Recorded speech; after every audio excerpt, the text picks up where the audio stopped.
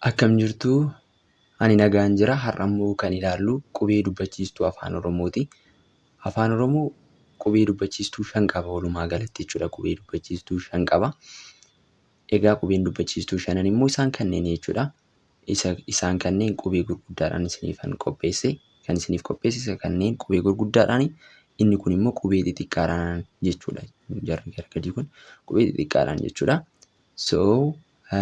Amma al tokko isiniifan jedha. Sagaleedhaan immoo maal fakkaatu kan jedhu jechuudha. A, E, I, O, U. Irraan deebi'a.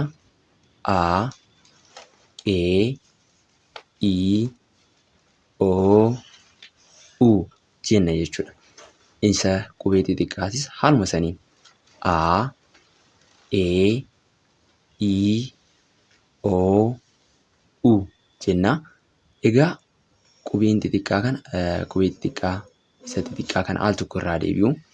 A, E, I, O, U jenna.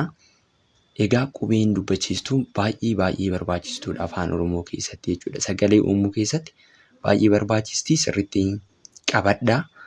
Kan hafeen immooyyuu qubee dubbifamaa viidiyoo itti aanu kan biraatitti kan ilaallu ta'a.